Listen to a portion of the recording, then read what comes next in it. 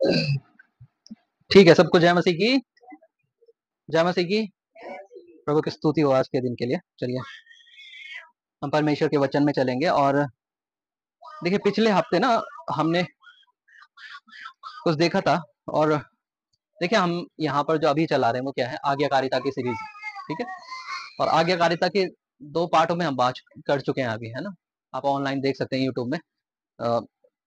आज हम आज्ञाकारिता के विषय में फिर से बात करेंगे, लेकिन मैं पिछले हफ्ते का आपको रिमाइंड दे दूं कि हमने ये देखा था कि व्यवस्था से हटके परमेश्वर की धार्मिकता विश्वास करने से प्रकट हो रही थी। और इसके विषय में हमने रोमियो 3 से पढ़ा था, है ना। और रोमियो में पौलुस ये बताता है कि अब हम इस नतीजे पर पहुंचे हैं कि मनुष्य क्या करता है। मनुष्य व्यवस्था के कामों से अलग विश्वास के द्वारा धर्मी ठहरता है ना। देखिए ये ऐसा था कि जैसे कोर्ट क्या कर रहा था, मैंने आपको बताया था पिछले संडे को कि ये कैसा था कि कोर्ट हमारा अनुग्रह वालों का न्याय सुना रहा हो, है ना। क्या था कि व्यवस्था से अलग लोग कैसे धर्मी ठहर रहे हैं, अब विश्वास के कामों से धर्मी ठहर रहे हैं, है ना। क्योंकि परमेश्वर का वचन अब यही सिखाता है। और हमने ये भी सीखा कि विश्वास एक आज्ञाकारिता है। विश्वास क्या है? एक, बोले विश्वास आज्ञाकारिता है ना। एक दूसरे को बोले कि विश्वास आज्ञाकारिता है ना। विश्वास में बना रहना क्या है? आज्ञाकारिता है। अगर हम फेथ में बने हुए हैं, अगर हमारे अंदर अनफेथ नहीं है ना, तो हम क्या है? फेथफुल है ना। हालेलुया, है ना। हम एप्लीकेशन में लिखते हैं ना, यू आर फेथफुल, है ना। हम एप्लीकेशन में क्या लिखते हैं? आपका आज्ञाकारी या विश्वास योग्य, ठीक है, वो फेथफुल होता है ना। और परमेश्वर का धन्यवाद हो। और लिखा है कि उसने ऐसा कहा था, रोमियो 3 और उसके 31 पद को कोई मेरे लिए पढ़ ले। वहां पर क्या लिखा है? रोमियो 3 उसके 31 पद में, रोमियो 3 और उसके 31 पद में लिखा है, क्या लिखा है इसमें? लिखा है कि तो क्या हम व्यवस्था को विश्वास के द्वारा व्यर्थ ठहराते हैं? कदापि नहीं, वरन व्यवस्था को स्थिर करते हैं। हालेलुया। हमने ये देखा था कि फेथ से क्या होता है? व्यवस्था स्थिर होती है ना। देखिए कई कलीसियाएं इस नियम को नहीं मानती, इस सिद्धांत को नहीं मानती कि फेथ के द्वारा परमेश्वर के साथ संबंध सुधरता है भाई, है ना। विश्वास के साथ संबंध हमारा क्या नहीं करता? बिगड़ता नहीं है, लेकिन क्या करता है? सुधरता है। और बाइबल यहां तक बताती है, क्या उसने लिखा है, वो कहता है तो क्या हम व्यवस्था को विश्वास के द्वारा व्यर्थ ठहराते हैं? कदापि नहीं, वरन व्यवस्था को स्थिर करते हैं। हालेलुया। फेथ व्यवस्था को क्या करता है? स्थिर करता है। हम क्यों बोल रहे हैं कि आपको फेथ की तरफ बढ़ना है? क्यों मसीह जगत आपको बता रहा है कि विश्वास की तरफ बढ़ना है? आप प्रेरितों के काम देखेंगे ना, तो आप प्रेरितों के काम में पाओगे कि जब प्रेरितों ने लोगों को प्रेरित करा विश्वास में होने के लिए, है ना, और आज्ञाकारिता के लिए, तो उन्होंने बाद में ये बोला कि तुम क्या करना? अंत तक विश्वास में बने बने रहना, है ना। और एक दूसरे को विश्वास के लिए ही वो क्या कर रहे थे? प्रेरित भी कर रहे थे। हालेलुया, है ना।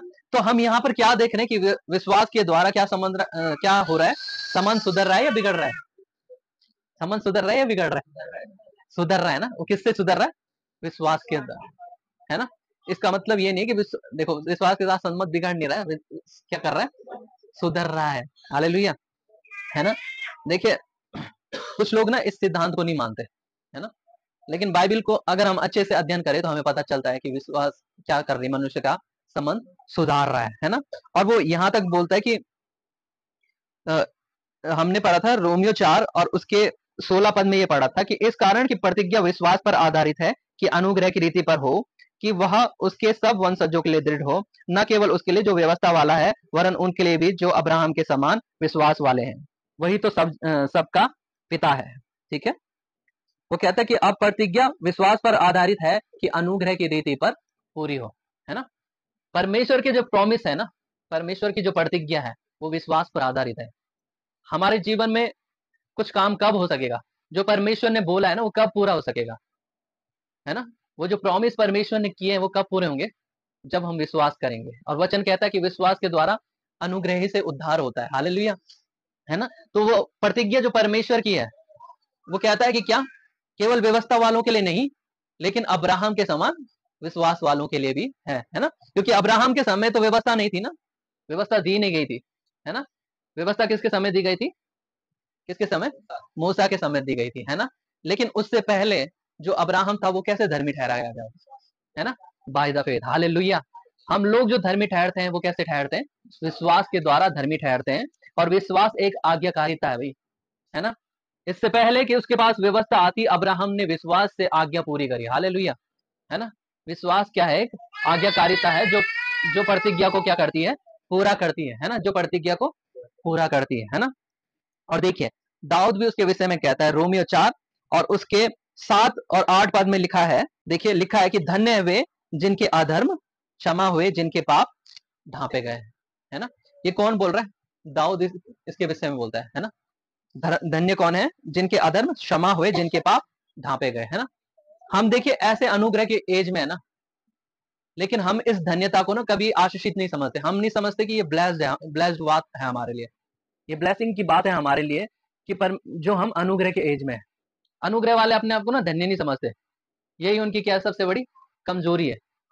मैं और आप जो है वो अनुग्रह के पीरियड में है, अनुग्रह के समय में हम लोग हैं, लेकिन हम लोग अपने आप को आशीषित क्यों नहीं समझ रहे? जबकि दाऊद उसके विषय में बोलता है कि धन्य कौन है? वे हैं जिनके अधर्म क्षमा हुए हैं और ढांपे गए हैं, उन पर व्यवस्था का लेख नहीं हो रहा है पूरा, है ना। व्यवस्था का दंड उन पर नहीं चल रहा है ना। क्यों? क्योंकि वो विश्वास की व्यवस्था से काम कर रहे हैं। मैंने आपको 2 टाइप की व्यवस्थाएं बताई थी। एक कैसी व्यवस्था बताई थी? एक कर्मों की व्यवस्था जिसके विषय में लिखा गया था पाप और मृत्यु की व्यवस्था, है ना। और दूसरी कैसी व्यवस्था बताई थी? विश्वास की व्यवस्था, जिसके विषय में रोमियो 8 में लिखा गया जीवन की आत्मा की व्यवस्था, है ना। अब परमेश्वर ये चाहता है कि हम जीवन की आत्मा की व्यवस्था के विषय में, है ना, अवेयर हो जाएं, एक्टिव हो जाएं, है ना। क्योंकि अब जो हम धर्मी ठहरेंगे वो किससे ठहरेंगे? विश्वास से, है ना। क्योंकि मनुष्य अपने कर्मों से हटकर विश्वास के द्वारा भी धर्मी ठहरता है ना। तो परमेश्वर की स्तुति इस बात के लिए। देखिए लिखा है रोमियो 4 और उसके 17 पद से आज हम पढ़ेंगे। देखिए वो कहता है, जैसा लिखा भी है ना, मैंने तुझे बहुत सी जातियों का पिता ठहराया है। अब्राहम के विषय में बोलता है ना। उस परमेश्वर के सामने जिस पर उसने विश्वास किया और जो मरे हों को जिलाता है और जो बातें हैं ही नहीं उनका नाम ऐसा लेता है मानो वो है, उसने निराशा में भी आशा रखकर विश्वास किया। देखो यहाँ पर ना परमेश्वर की क्वालिटी बताई गई है ना। हमारा परमेश्वर कैसा है? लिखा है कि उसने परमेश्वर के सामने जिस पर उसने विश्वास किया और जो मरे हों को जिलाता है। हमारा परमेश्वर कौन है? जो मरे हों को जिलाता है, जीवित करता है, और जो बातें हैं ही नहीं उनका नाम ऐसा लेता है मानो वो है ना। आपने उत्पत्ति में देखा, और उत्पत्ति में हम लोग पढ़ते हैं जब जेनेसिस आरंभ होता है, तो आरंभ में हमने क्या देखा? वो ऐसा उनका नाम लेता है मानो वो है। उजियाला पहले जगत में था? नहीं था ना, लेकिन उसने कैसे लिया उसका नाम? मानो वो है। देखिए फेथ यही है ना। देखिए आज मैं जो आपको वचन बताना चाह रहा हूँ ना, ये यशायाह 60 के द्वारा बताना चाह रहा हूँ। वचन में लिखा है कि उठ और प्रकाशमान हो क्योंकि यहोवा का तेज आ गया है।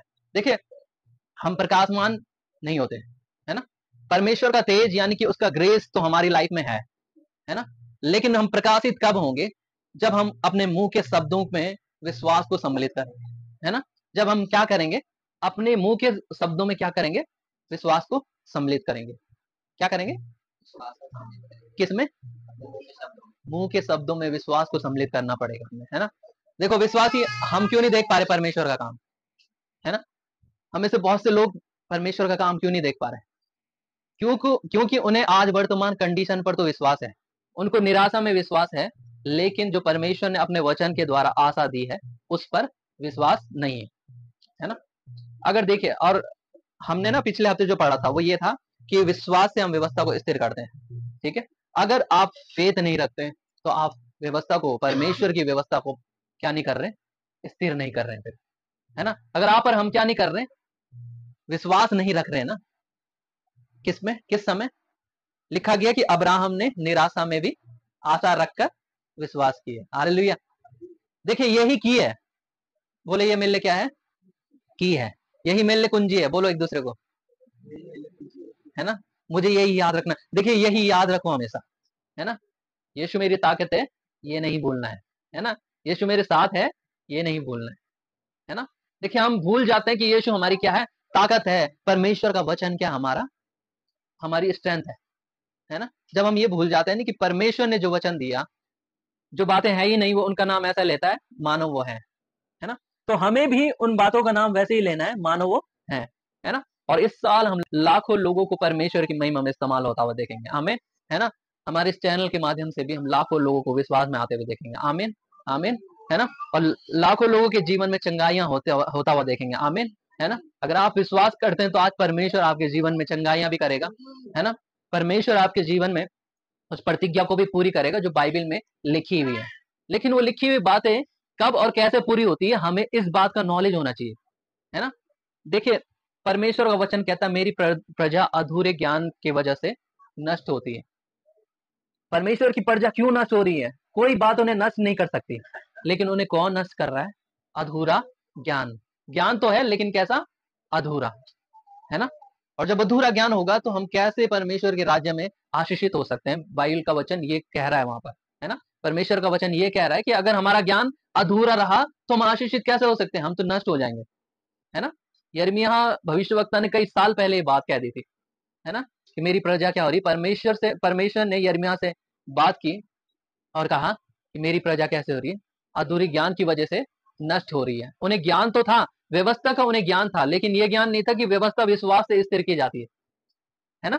जैसे मैंने आज्ञा की सीरीज में आपको बताया था कि प्रेम के द्वारा व्यवस्था पूरी होती थी, और लूका में हमने पढ़ा था, लूका की किताब में लिखा गया था कि प्रेम के द्वारा क्या हो रही है? व्यवस्था पूरी हो रही है। और मैंने आपको एक एग्जाम्पल दिया था एक स्त्री का, जिसने यीशु मसीह के पैरों को अपने आंसुओं से पोंछा था, अपने बालों से उसके पैरों को साफ किया था, है ना। उसके विषय में बाइबल में लिखा गया था कि उसका प्रेम क्या है? बहुत है, इसलिए उसके पाप क्या हुए? क्षमा हुए हैं। और उसके विश्वास के विषय में ये लिखा गया था कि तेरे विश्वास ने तुझे बचा लिया है। अगर आपने वो चैप्टर नहीं पढ़ा ना, तो आप इस वर्ड को जरूर पढ़ना, है ना। आप बाइबल खोलना आज, क्योंकि देखिए, अगर हम यहां से जाएंगे और बाइबल अध्ययन नहीं करेंगे ना, तो क्या रहेगा? अधूरा ज्ञान ही रहेगा, है ना। आशीष पाना अगर हम चाहते हैं तो ज्ञान को अधूरा नहीं रखना हमें, है ना। देखिए, परमेश्वर हमारा कैसा है? वो कभी अधूरे ज्ञान के विषय में बात नहीं करता, है ना। हमने बाइबल का ज्ञान लेना है, लेकिन पूरा ज्ञान लेना है ना। परमेश्वर से प्रार्थना करें और बोलें कि पवित्र आत्मा मुझे वचन सिखा, है ना। बहुत साल पहले मैं प्रार्थना करता था परमेश्वर से, है ना, और मैंने प्रार्थना करी और बाइबल में लिखा है बहुत सारे क्या आएंगे? झूठे प्रचारक, झूठे उपदेशक आएंगे, भविष्यवक्ता आएंगे झूठे, है ना। मैंने परमेश्वर से प्रार्थना करी और कहा कि परमेश्वर मुझे इस श्रेणी में नहीं आना, है ना। प्रभु तू मुझे वचन सिखा, पवित्र आत्मा तू मुझे वचन सिखा, है ना। तब परमेश्वर आकाश के झरोखे के माने ना मेरे दिमाग में वचन डालता गया, पता। और मुझे स्वप्नों में वचन आते गए, है ना। उसका प्रकाशन मिलता गया, है ना। जब भी मैं रोज अकेले छत में प्रार्थना करने जाता था तो परमेश्वर फिर अपने वचन से बातचीत करता था, और जब मैं अंदर आकर उस बाइबल को खोलता था तो परमेश्वर उसी प्रकाशन से बातचीत भी करता था। और तब मुझे इतना बड़ा छुटकारा मिलता था कि नहीं, मुझे ये बातें लोगों तक क्या करनी है? पहुंचानी है ना। देखिए, अगर बाइबल को इस उद्देश्य से पढ़ेंगे कि मेरा ही भला हो, है ना, मैं और मेरा परिवार, हमें यहीं तक सीमित नहीं होना। मैं और मेरा परिवार और मेरे बच्चे, हमें यहीं तक सीमित नहीं होना, है ना। अब्राहम को जब परमेश्वर ने इस्तेमाल किया, तब वो और उसका परिवार नहीं रहा। परमेश्वर ने योजना बनाई किसकी? देखिए, परमेश्वर का विजन ब्रॉड है। बोलो, परमेश्वर का विजन ब्रॉड है। हालेलुया, है ना। परमेश्वर ने बोला कि भूमंडल की सारी जातियां तेरे कुल के द्वारा क्या होंगी? आशीषित होंगी। हालेलुया, हालेलुया, है ना। परमेश्वर का धन्यवाद हो कि हमारे कुल के द्वारा भी क्या होंगे? भूमंडल की सारी जातियां आशीषित होंगी, है ना। और इसीलिए वो कहता है कि न केवल अब्राहम ही इस तरीके से विश्वासी था और आशीषित था, लेकिन जो हम विश्वास करने वाले हैं वो भी इसी तरीके से आशीषित होंगे, है ना। क्या आप प्रकाशित हो रहे हैं इस बात से? है ना। देखिए, हमें ना उठने की जरूरत है, प्रकाशमान होने की जरूरत है ना। परमेश्वर का वचन कहता है उठ और प्रकाशमान हो। ये एक कमांड है, ये एक आज्ञा है, ठीक है। हम आज्ञा को व्यवस्था की लेख पर लेकर न जाएं कि हम श्राप पे श्राप पाते जाएं, लेकिन पवित्र आत्मा के फलों की ओर लेकर जाएं, जिसकी ओर सच में पवित्र आत्मा हमें बढ़ा रहा है ना। अभी मैंने आपको बताया कि वो प्रेम के द्वारा हमें क्या कर रहा था? मनुष्य के पाप क्षमा कर रहा था, है ना। जो जितना परमेश्वर से प्रेम करेगा, है ना, परमेश्वर उसके अपराधों को क्षमा करेगा, है ना। वो कहता है कि किसी देनदार के पास कर्ज था, है ना, एक पे ज्यादा था और एक पे कम था। वो समौन से पूछता है, उस व्यवस्थापक से पूछता है कि कौन तेरी दृष्टि में ज्यादा प्यार करेगा, है ना, जिसका कम कर्ज माफ हुआ है या जिसका ज्यादा। वो समौन बोलता है कि जिसका ज्यादा कर्ज माफ हुआ। यीशु बोलता है कि इस स्त्री ने भी ऐसा ही किया है, और वो बोलता है कि तेरे प्रेम ने तेरे पाप क्षमा कर दिए। हालेलुया। परमेश्वर के प्रति हमारा प्रेम कैसा है? यही हमारे अपराधों को क्षमा करता है। हालेलुया, है ना। और विश्वास क्या करती? व्यवस्था को स्थिर करती। इसी रीति से लिखा गया कि यही प्रेम ही क्या है? व्यवस्था और भविष्यवक्ताओं का आधार है ना। लूका की किताब में हमने पढ़ा था कि प्रेम ही क्या है? व्यवस्था और भविष्यवक्ताओं का आधार है ना। यही आधार है हमारा, है ना। इसलिए देखो हमें ना एक्ट में तो लाना पड़ेगा, है ना, एक्टिव तो होना पड़ेगा। लेकिन कैसे एक्टिव बना जाता है, हमें ये याद रखना है। ये जो वचन है ना, ये यही सिखा रहा है। वो कहता है, देखिए जो मैं आज आपको बात बता रहा हूँ, हम कैसे परमेश्वर में उठे और प्रकाशमान हो, है ना। हम कैसे परमेश्वर में उठे और प्रकाशमान हो, है ना। जब तक हम अपने मुंह में बातों को नहीं लाएंगे, हम प्रकाशमान नहीं हो सकते, है ना। क्योंकि जैसा मनुष्य के अंदर भरा रहता है कि वही उसके मुंह में आ जाता है, और वही उसको अशुद्ध भी करता है। बाइबल कहती है कि वही उसे अशुद्ध करता है जो मन उसके मन में भरा हुआ है। अगर आपके मन में आज ये भरा हुआ है कि परमेश्वर चंगा नहीं कर सकता, तो वही आपको क्या करेगा, बीमार बनाएगा, है ना। अगर हम मुंह से ये निकालते हैं कि क्या, कोई अगर आपसे पूछता है, जैसे मैं रिएक्शन देखता हूँ कि आप ठीक हो, आप चंगे हो, वो विश्वास से नहीं कहता कि मैं क्या हूं, चंगा हूं, है ना। मैं, हाँ परमेश्वर ने मुझे क्या कर दिया, चंगा कर दिया। आपका बार बार क्लेम करना ना, अब्राहम ने क्लेम किया वचन को, है ना, और उस वचन को समझ के ना वो उस रीति से चला भी, आशीषित चला, है ना। देखिए प्रभु की स्तुति हो इस बात के लिए, है ना। उसी रीति से वो क्या हुआ, आशीषित बनकर भी चला, है ना।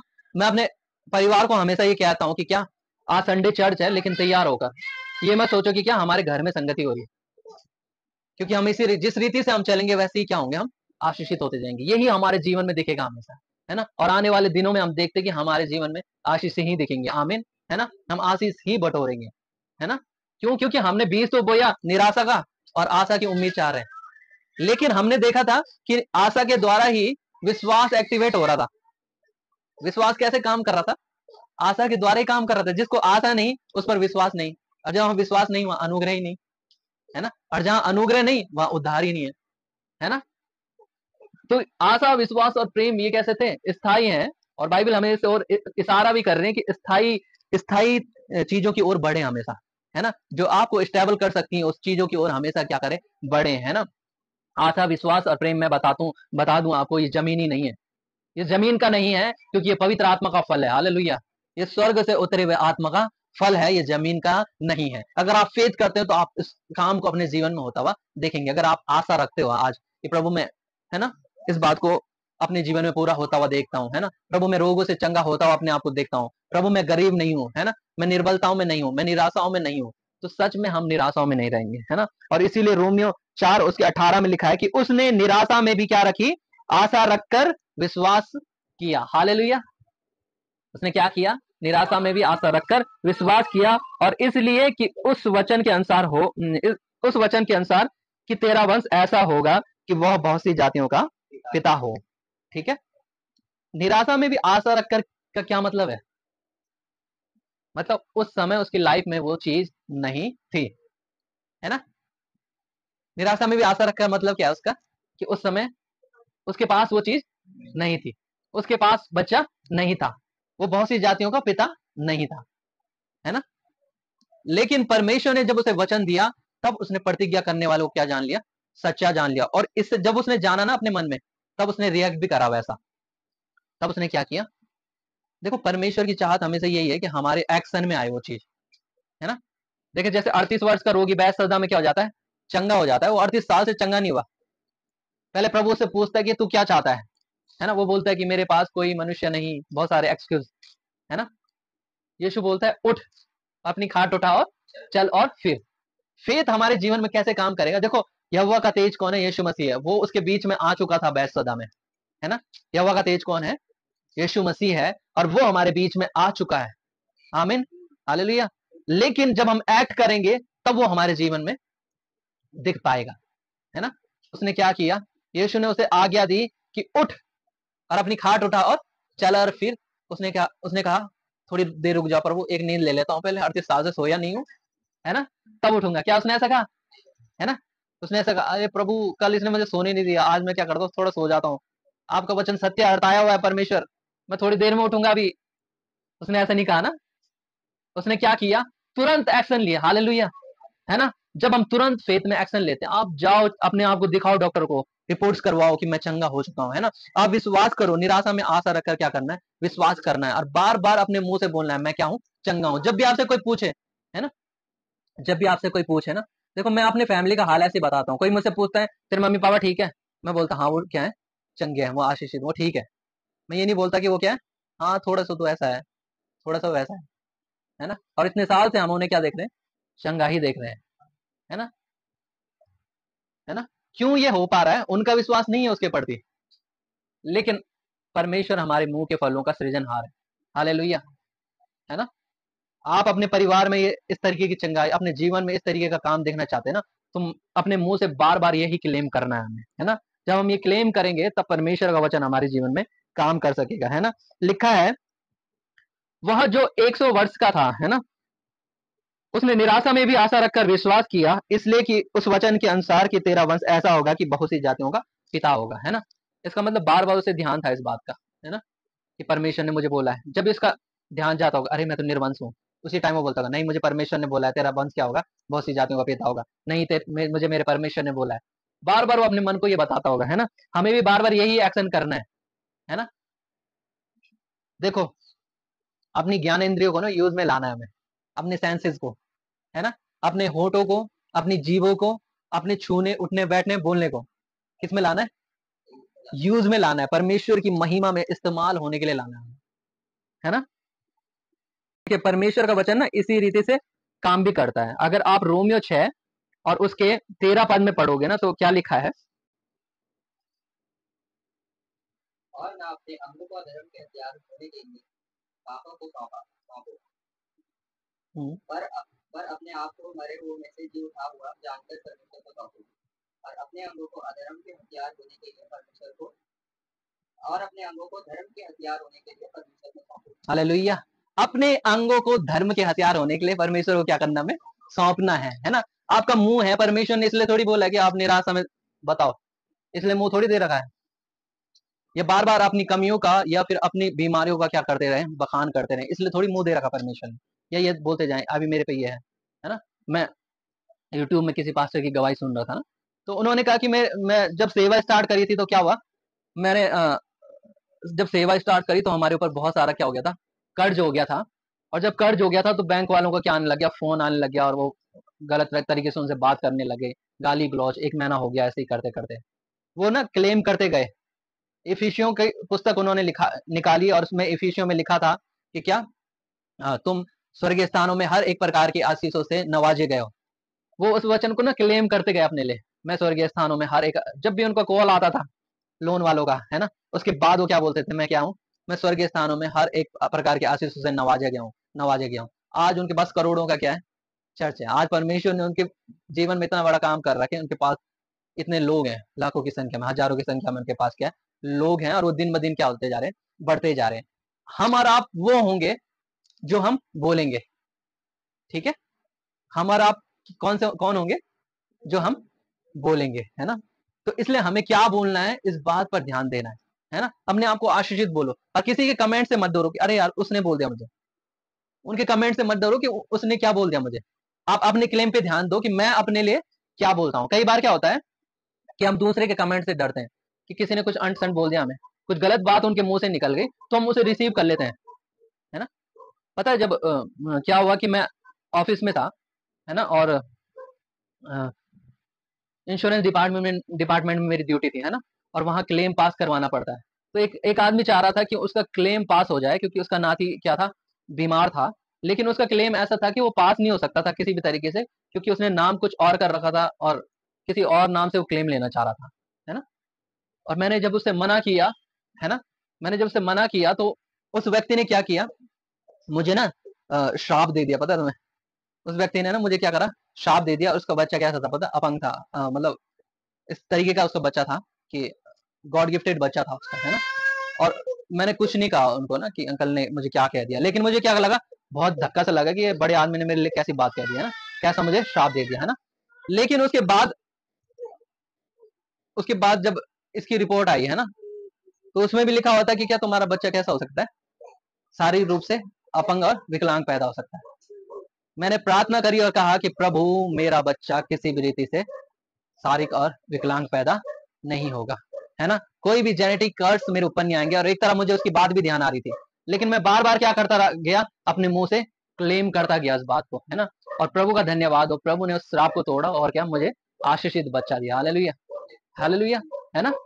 और ये सब कैसे हुआ? क्यों? क्योंकि हम दूसरों की बातों को कई बार क्या कर लेते हैं, रिसीव कर लेते हैं अपनी लाइफ के लिए। लेकिन हमें क्या नहीं करना है, दूसरी की बातों को रिसीव नहीं करना है अपने लिए। हाँ, बस इतना ध्यान जरूर रखना है कि अपने आप हम क्या रिएक्ट करते हैं, है ना? अपने आप हमने अपने हथियारों को, धार्मिकता के हथियार, अपने अंगों को धार्मिकता के हथियार होने के लिए सौंपा है या नहीं सौंपा है? आपकी जीभ बहुत बड़ा हथियार है। बोलो, मेरी जीभ बहुत बड़ा हथियार है ना? पता है, लिखा है कि जीवन और मृत्यु जीव के वश में है। जो उसे काम में लाना जानता है वो उसका फल भोगेगा, है ना?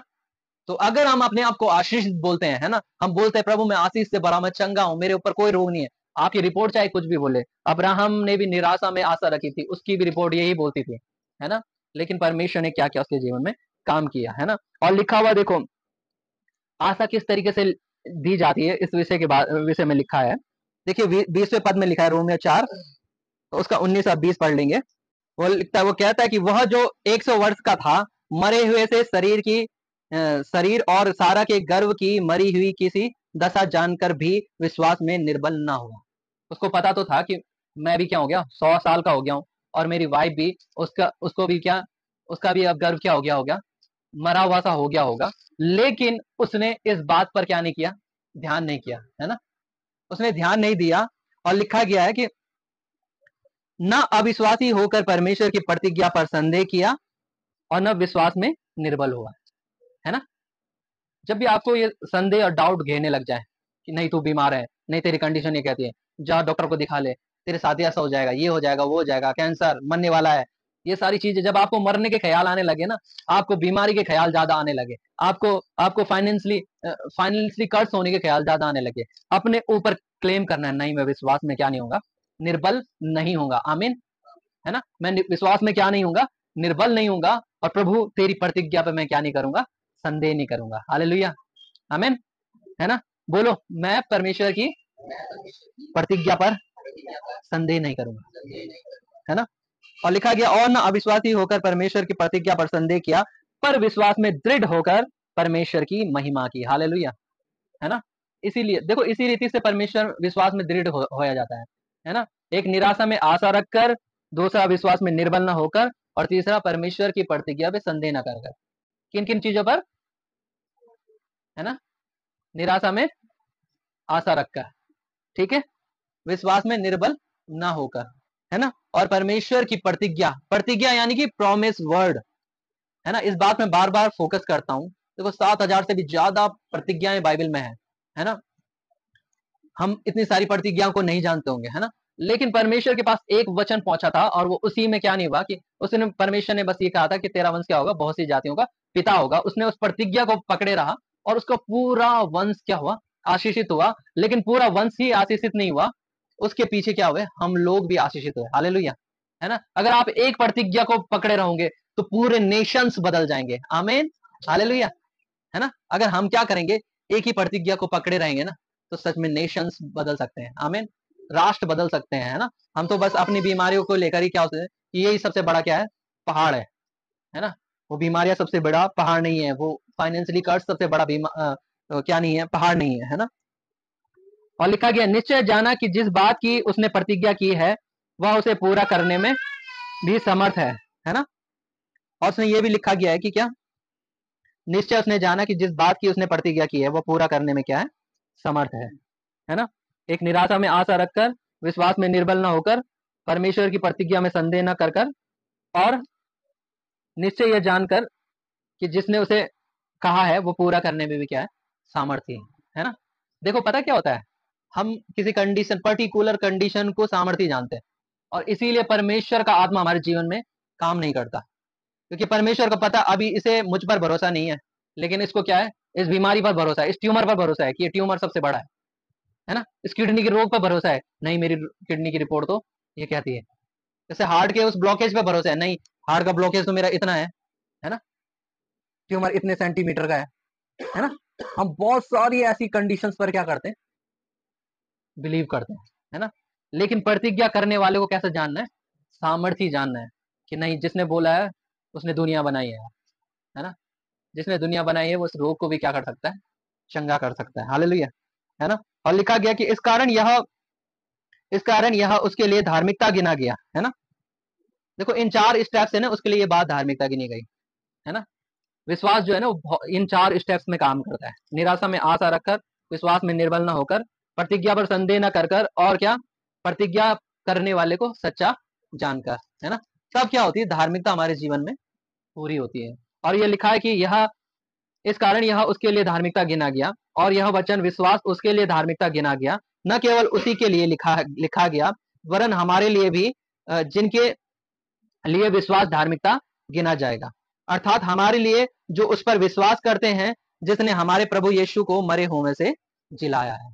ठीक है, परमेश्वर पर विश्वास रखो। अगर उसने प्रभु को मरे हुए से जिलाया, उस दशा में जब परमेश्वर ने उसके जीवन में क्या कर दिया था, पूरा पाप डाल दिया था, पूरा अंधकार कहां डाल दिया था, यीशु मसीह के क्रूस पर। उसके बाद भी परमेश्वर ने उसे क्या करा, मृतकों में से जिलाया, है ना। जब प्रभु ने यीशु मसीह को, परमेश्वर ने यीशु मसीह को संपूर्ण पाप उसके ऊपर लाद कर, व्यवस्था के सारे दोष उस पर लाद कर भी उसको जीवित किया गया है, तो वो हमको भी हमारे पापों से क्यों ना छुड़ाएगा। Hallelujah, hallelujah. लेकिन हम ना इस बात पर गौर ही नहीं करते कि प्रभु यीशु मसीह को कैसे परमेश्वर ने जिलाया, जीवित किया, है ना। और उसके अनुग्रह से इतनी बात को तो हम समझे, क्योंकि लिखा गया है कि अब वो जो जिलाया गया, जो जीवित हुआ है, उसके विषय में लिखा गया वो हमारे अपराधों के लिए पकड़वाया गया, है ना।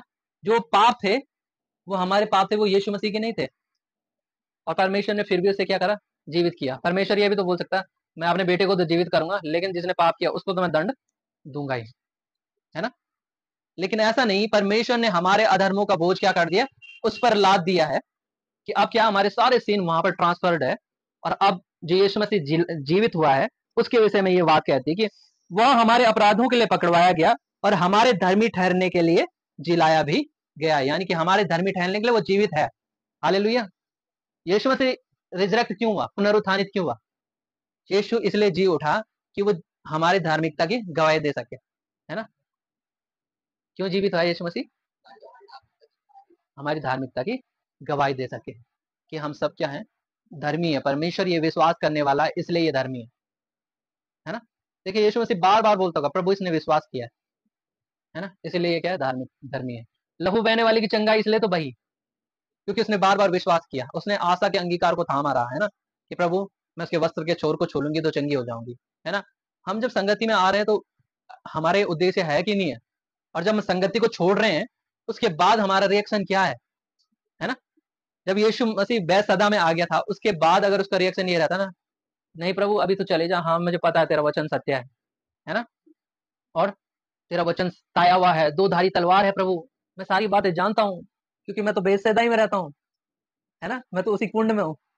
लेकिन क्या है, उसने क्या रिएक्ट करा, उसने तुरंत उठ के देखा कि मेरे जीवन में काम हुआ है कि नहीं हुआ है। जाओ अपने आप को चेक करो कि मैं ठीक हूं कि नहीं हूं, है ना। अगर नहीं हुए ठीक तो फिर से क्लेम करो, फिर से देखो। बीमारी जब तक जड़ से हटने वाली रहती है, उसी टाइम हमारा विश्वास टूट जाता है ना। जब हमारा विश्वास टूट जाता है तभी तो काम नहीं होगा। इसलिए विश्वास में दुर्बल नहीं होना, बार बार अपने मुंह से बोलना है, नहीं मैं तुझे श्रापित करता हूँ बीमारी, है ना, मैं तुझे श्रापित करता हूँ यीशु के नाम से, तू जड़ समेत उखड़ी हुई है ना। जब हम बार बार ये बोलते हैं तभी वो क्या होती है, जड़ समेत उखड़ी हुई होती है ना। तो परमेश्वर आपको आज के इस वचन से आशीष दे। आप सभी आशीषित हैं। सबको जय मसीह की। God bless you.